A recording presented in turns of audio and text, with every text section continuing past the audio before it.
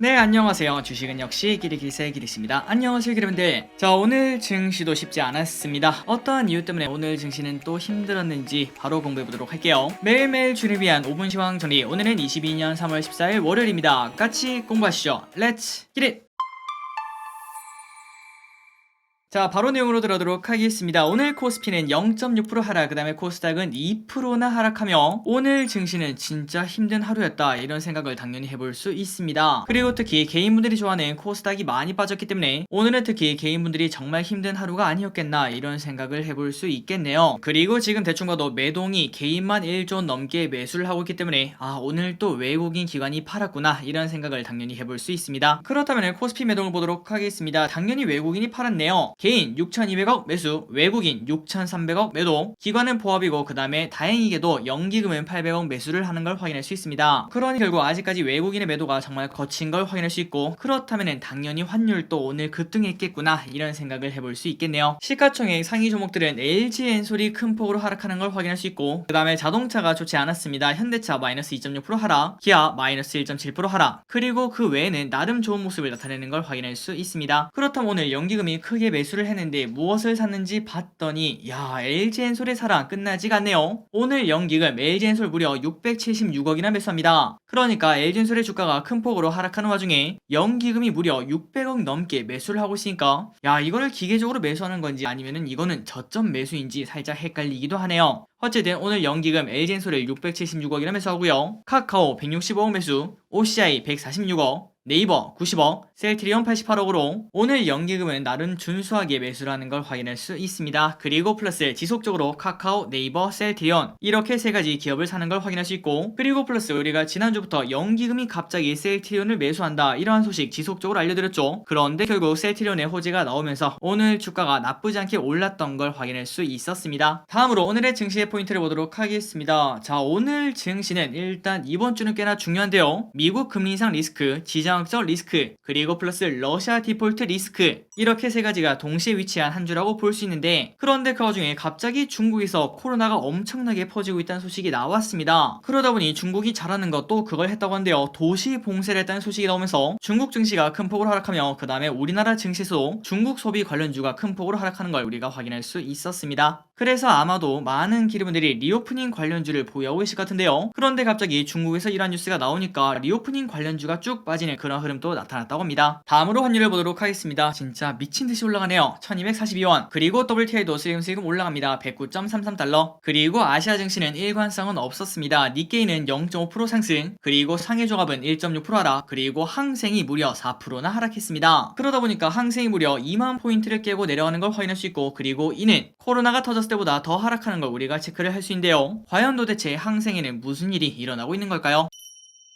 그리고 금요일날 하락 마감했던 미국 증시 조금은 오르고 있습니다. 0.5% 상승 중. 다음으로 개인 외국인 기관의 쇼핑 목록을 확인해 보도록 하겠습니다. 개인 LG엔솔 2,500억 쇼핑, L&F, 현대차, 두산중공업, LG생건, 아모레퍼시픽, 호텔신라, 삼성전자, 삼성전자우, 코스닥 레버리지, 에코프로비엠을 매수합니다. 그리고 외국인의 코덱스 200, 삼성전자, 삼성엔지니어링, 고려아연, HMM, SK텔레콤, 안랩, LG노텍, SK이노베이션, 카카오뱅크, KTNG를 매수하고요. 마지막으로 기관은 LG엔솔, 삼성SDI, 셀트리온, 네이버, 카카오, OCI, 하나금융지주, KT를 매수합니다. 그래서 오늘의 특징은 외국인이 오랜만에 삼성전자를 소량 매수를 했다는 거, 그리고 플러스 개인분들은 오늘 급락한 기업들을 크게 매수를 했다는 걸 확인할 수 있습니다. 다음으로 주일증을 보도록 하겠습니다. 내일입니다. 미국 2월 생산자 물가지수 발표, 공구음원, 세아 메카닉스 공모 청약, 다음으로 수요일 FOMC 발표, 삼성전자 주주총회 개최 예정, 그리고 러시아 디폴트 선언 가능성이 있다고 합니다. 아마도 수요일이 가장 살얼음 판이 아닐까, 이런 생각을 해볼 수 있겠네요. 다음으로 오늘의 키워드를 보도록 하겠습니다. 그리고 들어가기 앞서 좋아요 누르시면 저 기리씨 열심히 공부하는데 매우 큰 힘이 됩니다. 참여 감사합니다. 첫 번째 AI 로봇 원격 의료, 그리고 두 번째 철강, 세 번째 중국 봉쇄. 첫 번째 섹터인 AI 로봇, 그 다음에 원격 의료를 보도록 하겠습니다. 차기 정부 세계 최고 수준 AI 산업을 목표한다, 이런 소식이 나왔으며 5대 메카테크를 육성하겠다는 소식이 나왔다고 합니다. 그러다 보니까 마인즈랩 5.7% 상승, 로보스타 12.8% 상승, 줌 인터넷 상한가 도착, 그리고 인성정보 12.3%나 올랐다고 합니다. 참고로 위 기업들은 원격으로에 관련된 기업이라고 볼 수 있겠죠. 다음 키워드는 철강입니다. 오늘 철강주가 장이 안 좋은 와중에 살짝 상승했는데요. 원자재가 급등에 따라 내수 가격이 인상이 될 것이다, 이러한 예상이 나오며 포스코 1.7% 상승, 대한제강 4%나 올랐습니다. 다음 키워드는 중국 봉쇄입니다. 오늘 가장 큰 뉴스 중 하나죠. 중국의 4대 도시 중 하나인 선전시가 코로나19의 영향으로 봉쇄를 했다는 소식이 나왔습니다. 그러다 보니까 중국 영향이 큰 LG생건이 무려 7.6%나 하락했고요. 최근 들어 리오프닝 때문에 살짝 고개를 들었다가 두드려 맞은 거라서 조금 더 타격이 크지 않나 이런 생각을 해봅니다. 그리고 플러스 혹시 중국의 지리에 대해서 잘 아시는 분들이 계시다면 혹시 선전시가 우리나라로 비교하자면 부산 정도라고 생각하면 되는지 그걸 알려주시면 진심으로 감사하겠습니다. 다음으로 아모레퍼시픽 같이 떨어졌다고 볼 수 있겠죠. 8% 하락, 코스맥스 9.4% 하락, 그리고 중국 기여도 높은 FNF 무려 11.7% 하락, 휠러홀딩스 4% 하락으로 나쁜 흐름을 나타냈습니다. 다음으로 오늘의 개별 종목을 보도록 하겠습니다. 통신주가 좋은 흐름을 나타냈습니다. SK텔레콤 3.8% 상승, KT 2% 상승, 경기방어 플러스 분기배당 기대감, 이런 것 때문에 올라간 게 아니겠는가 이런 생각을 해볼 수 있겠네요. 그리고 비료사료 관련주가 또 올라가는 흐름을 나타냅니다. 이집트 그리고 헝가리 등 곡물 수출 중단 플러스 시카고 상품 거래소에서 5월 밀 가격이 6거래 연속 상한가를 가고 있다는 소식이 나왔다고 합니다. 효성 OMB 8.8% 상승, 팜스토리 2.5% 상승. 자, 그나저나 우리가 작년 말인가요? 그때 요소수 대란이 나올 때쯤 그때부터 비료 관련주를 지속적으로 공부하자 이러한 시각을 같이 공유를 했었는데 어느덧 3월 중순이 되었고 그 다음에 비료 관련주가 이렇게 급등하는 걸 우리가 확인할 수 있습니다. 이런 부분 때문에 우리가 설령 기회를 잡지 못하더라도 지속적으로 공부를 해서 경험을 쌓아야 되지 않나 이런 생각을 해봅니다. 그래야지 다음번에 똑같은 기회가 왔을 때 잡을 수 있으니까요. 다음으로 방산 관련주 좋은 흐름을 나타냈습니다. 전쟁 장기화 및 북한 미사일 발사 등 영향으로 퍼스텍 7.3% 상승, 그리고 빅텍 7.4%나 올라갑니다. 그리고 플러스 여기에는 나와있지 않지만 한국항공우주가 52주 신고가를 냈다는 거,